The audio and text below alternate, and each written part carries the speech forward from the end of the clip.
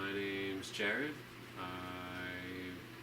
grew up in Manchester, moved to Toms River when I was about 11 or 12, been here the last 13 years. I like to go out, I like to be outdoors, I like to walk. Really into animals. I have chameleon, bearded dragon. Always had a thing for lizards.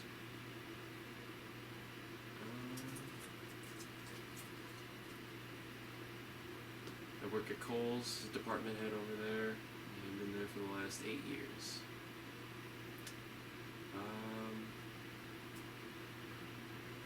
Pretty normal guy.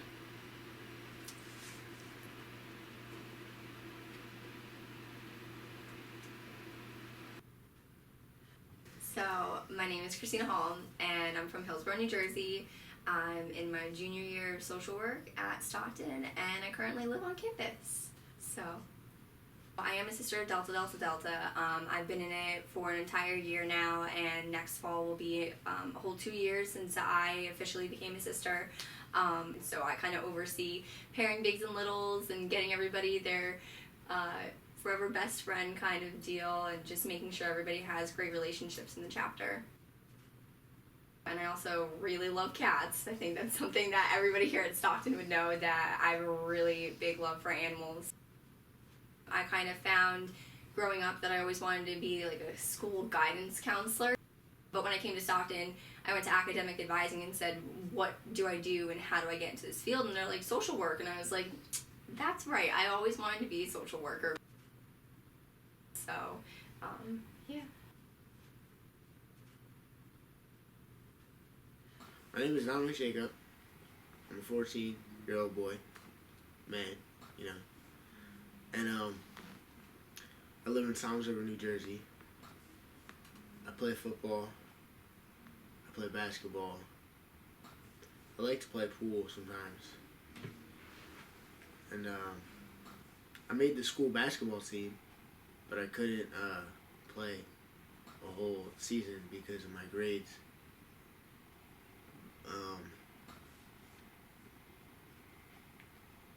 The things most important to me right now in life is my family, my grades, and football. Right now. Oh, and my hoverboard.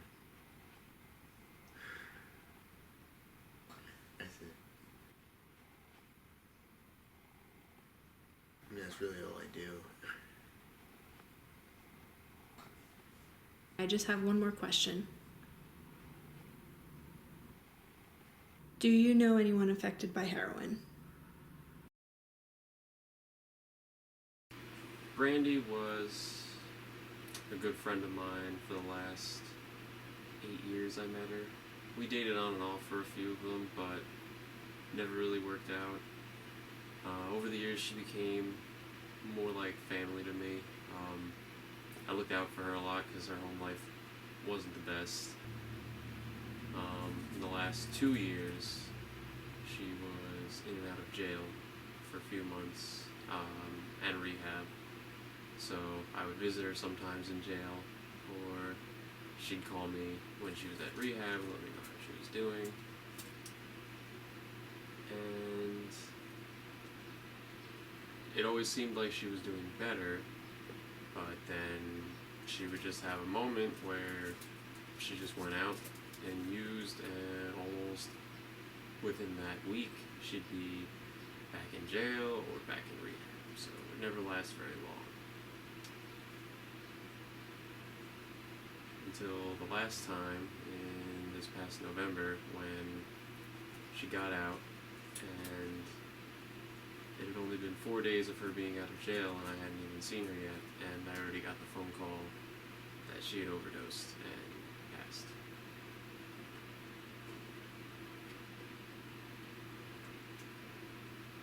Still keep in touch with her family, just check in, see how they're doing. And she left behind her snake, which I haven't picked up yet, but her family's going to be giving it to me because they're unable to take care of it anymore, so I'll be keeping her pets after she's gone now, so addiction it's an illness, and we need to treat it like that. And right now, it's just being criminalized, and no one's getting the help they need.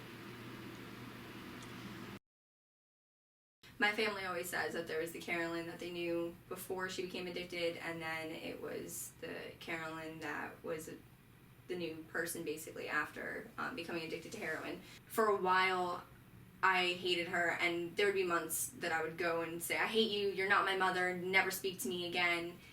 And then we always managed to find a way to go back to each other because we were mom and daughter, so it's not like I was just going to never speak to her again, but it would take a while. And then one day I finally snapped, and I told her I hated her. I think I wrote her the worst letter a child could ever write their mother, and I said, I'll never speak to you again, and she said, I hate you too. And then that was the last time I ever spoke to her. So my mother wasn't a junkie. She may have shot up heroin, but she was not a junkie. She was my mother, she was a sister, a daughter, and it's something that's so serious, and it's not something to mess with, and it's not something to just label as a junkie or their choice. I think society needs to look at it as a mental illness, and these people deserve the help, and they don't deserve to be labeled for something that they're not.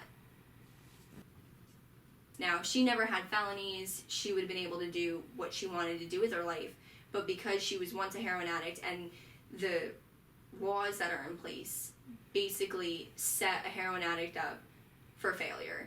I think just my mom not getting to have that American dream that everybody wants, I think helped contribute to her relapsing.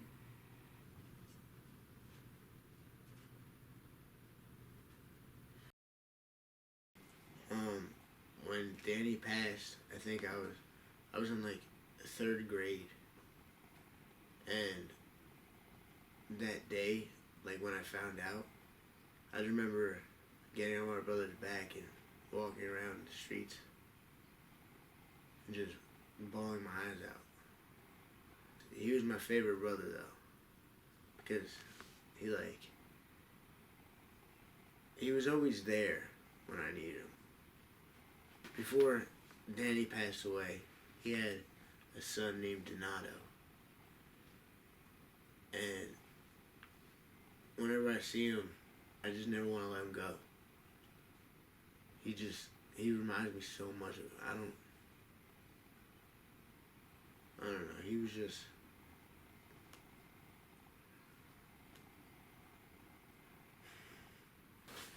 today would have been his 30th birthday, but unfortunately he passed. And every year the family comes over and writes little notes on the balloons to send them up to him. I feel like that shows him that we still care. That he's always there for, like, he'll never leave us.